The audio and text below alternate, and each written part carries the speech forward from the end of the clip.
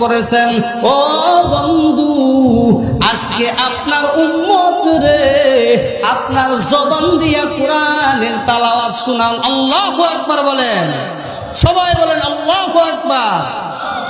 আমার আপনার নবী রাহমাতাল লিল আলামিন সেদিন সূরা ইয়াসিন থেকে ইয়াসিন তেলাওয়াত করবে, বলেন সুবহানাল্লাহ। ইয়াসিন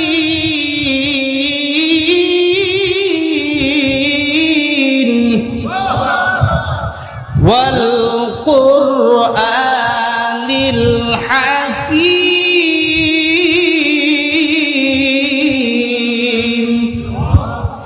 ইন্নাকা লামিনাল মুরসালিন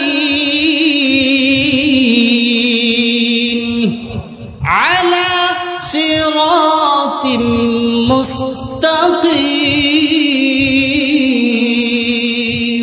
আমার আপনার নবী রাহমাতাল লিল আলামিনের জবানের তেলাওয়াত শুনিয়া সমস্ত জান্নাতি মানুষেরা বেহুশ হইয়া যাইবে, তারা হেলিয়া ডেলিয়া পড়িয়া যাইবে, তারা বেহুশ হইয়া যাইবে। আল্লাহ পাক রব্বুল আলামিন বলবে, ও বন্ধু তেলাওয়াত বন্ধ করেন, তেলাওয়াত বন্ধ করেন। আল্লাহর হুকুমে নবী তেলাওয়াত বন্ধ করে ফেলবে। কথা বলেন ঠিক কিনা? দাউদ পয়গম্বরের তেলাওয়াত শুনলো, সবাই বেহুশ হয়ে গেল। আল্লাহ বলে, পয়গম্বর তেলাওয়াত বন্ধ করেন। তখন আল্লাহ তাআলা বলল, বন্ধু আপনার উপরে কোরআন নাজিল করেছি, ওই কোরআন আজকে তেলাওয়াত করি আপনার উম্মতের শোনান। সুবহানাল্লাহ।